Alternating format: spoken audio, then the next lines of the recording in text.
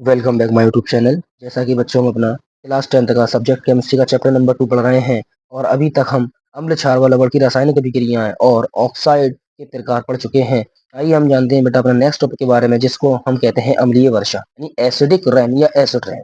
तो क्या होती है अम्लीय वर्षा, जानने की कोशिश करते हैं।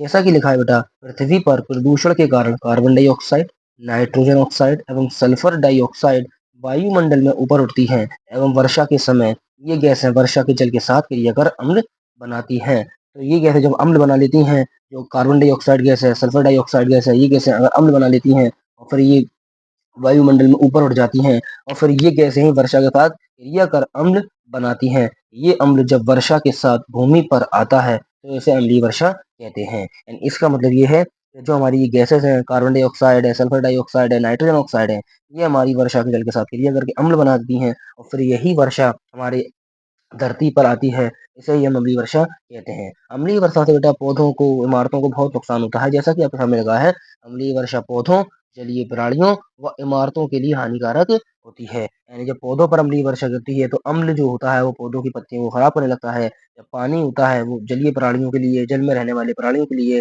बहुत हानिकारक होता है और अम्लीय वर्षा इमारतों के लिए भी हानिकारक होती है। आगे बात करते हैं हम।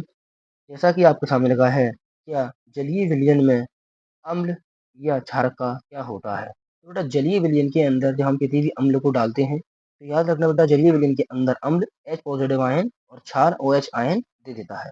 आइए जानते हैं कि कैसा होता है जलीय विलयन में अम्ल व क्षार। तो सभी अम्ल जिनका हम उपयोग करते हैं विलयन के रूप में होते हैं।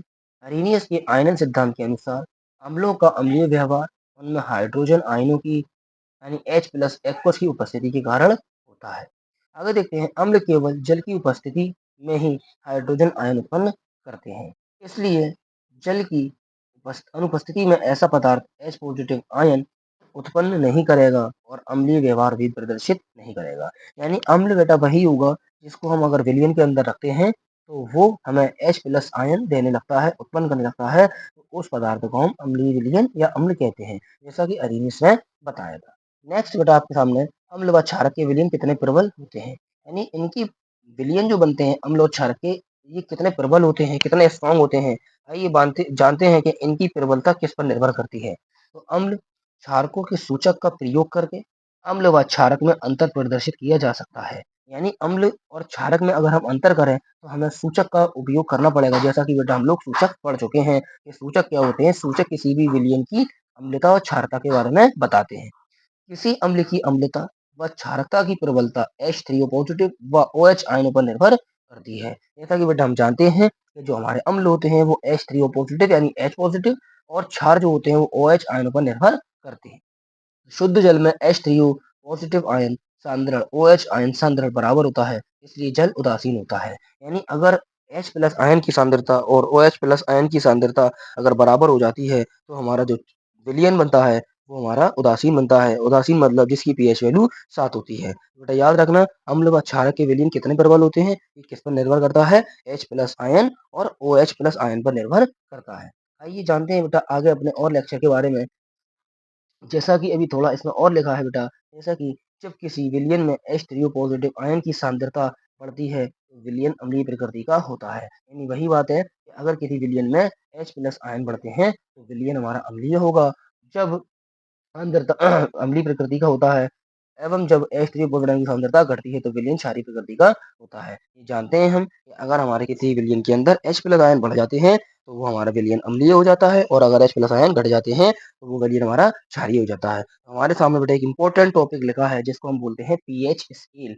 याद रखना बेटा, पीएच स्केल जैसे कि हम लोग अभी पढ़ते आए हैं कि पीएच क्या होता है। पीएच पोटेंसी ऑफ हाइड्रोजन, जो हमारे किसी विलयन की H+ आयन को दर्शाती है। तो पीएच स्केल बेटा, स्केल का मतलब एक स्केल है आपका, जो किसी भी विलयन की पीएच को मापने का काम करता है। आइए जानते हैं पीएच स्केल के बारे में, और ये हमारा एक इम्पोर्टेंट पॉइंट है, एक स्टार पॉइंट है। याद रखना बेटा, किसी भी विलयन के H3O पॉजिटिव आयन की सांद्रता ज्ञात करने के लिए एक स्केल विकसित किया गया है जिसे पीएच स्केल कहते हैं। यानी किसी भी विलयन की सांद्रता बताने के लिए, वो भी किसकी सांद्रता, H+ आयन की यानी H3O पॉजिटिव आयन की सांद्रता ज्ञात करने के लिए एक स्केल बनाया गया है जिसे पीएच स्केल कहते हैं। इस पीएच में पी पोमांस यानी पोटेंस को व्यक्त करता है, जो एक जर्मन भाषा का शब्द है जिसका अर्थ है शक्ति। यानी याद रखना पीएच में जो हमारा पी का मतलब है वो है आपका परफॉर्मेंस या पोटेंस, जो हमारा किसको व्यक्त करता है, जो हमारा शक्ति को व्यक्त करता है, और ये एक जर्मन भाषा का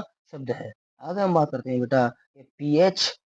इस पीएच स्केल की निम्नतम सीमा 0 तथा अधिकतम सीमा 14 होती है। यानी अगर इस पीएच पर बात करें हम कि पीएच स्केल हमारे पास है, इस पर कितने नोटेशन लगे होते हैं, इस पर 0 से लेके 14 नोटेशन लगे होते हैं। सबसे 0 पर निम्नतम सीमा होती है और अधिकतम पर 14 लिमिटेशन लगी होती है। यदि पीएच का मान 0 हो तो विलयन प्रबल अम्लीय तथा पीएच का मान 14 हो तो विलयन प्रबल क्षारीय होता है। यानी अगर हमारा पीएच स्केल पर अगर किसी विलयन में उस पर नोटेशन पीएच बराबर 0 आता है तो वो बहुत विलयन हमारा प्रबल अम्लीय होगा, और अगर पीएच का मान 14 हो तो विलयन प्रबल क्षारीय होगा। यदि विलयन का पीएच 7 हो तो विलयन उदासीन प्रकृति का होता है। जैसा कि आपको पता है कि अगर पीएच 7 होता है तो विलयन हमारा उदासीन प्रकृति का होता है। देखिए मैंने आपके सामने एक पीएच स्केल बनाया है जिसमें आपके सामने मैंने 0 से लेकर 14 तक नोटेशन लगाए हैं, और बेटा 7 वाले पॉइंट पर यानी अगर पीएच 7 होगा तो विलियन कैसा होगा, इस पॉइंट पर उदासीन होगा, और अगर 7 से 0 के बीच होगा तो विलियन मेरा अम्लीय होगा,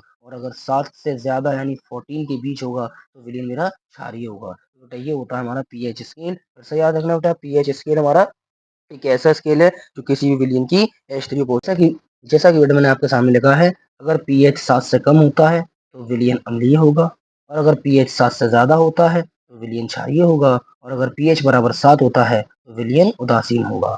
आइए जानते हैं बेटा, मैंने आपके सामने कुछ स्टार पॉइंट लिखे हैं, इन स्टार पॉइंट्स को भी आज देख लें। यदि विलयन में H3O पॉजिटिव आयन की सांद्रता अधिक होगी तो पीएच उतना ही कम होगा। यानी H3O पॉजिटिव जितने ज़्यादा होंगे यानी H प्लस जितने ज़्यादा होंगे जाहिर सी बात है हमारा पीएच कम हो जाएगा, और अगर विलयन में H3 पॉजिटिव आयन की सांद्रता कम होगी तो OH आयन सांद्रण अधिक होगा और विलयन क्षारीय प्रकृति का होता है। यानी अगर H प्लस आयन घटेंगे तो OH आयन बढ़ जाते हैं, और अगर OH आयन बढ़े तो हमारा विलयन क्षारीय प्रकृति का हो जाता है। देखिए बेटा मैंने आपके सामने कुछ पदार्थों के पीएच व उनकी प्रकृति सामने रखी है, जैसा कि लिखा है कुछ पदार्थों के पीएच व उनकी प्रकृति। तो हमारे पास कोई विलयन है, उसका पीएच मान कितना होगा, उसकी प्रकृति क्या होगी।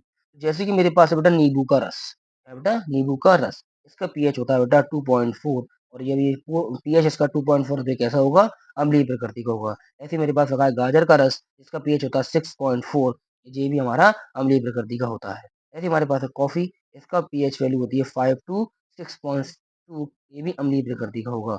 नल का जल 6.5 टू 8, अम्लीय व क्षारीय, और 1 मोलरता NaOH, इसका पीएच होता है बेटा 14, और ये क्षारीय प्रकृति का होता है। याद रखना ये एक प्रबल क्षार है क्योंकि इसका पीएच बराबर कितना है, 14। तो ये हमारा आज के लिए बेटा ये हुआ लेक्चर खत्म, और आज के लिए सिर्फ इतना ही। अगर वीडियो अच्छी लगी हो तो वीडियो को शेयर कीजिए, वीडियो को लाइक कीजिए और चैनल को सब्सक्राइब कीजिए। Thank you very much.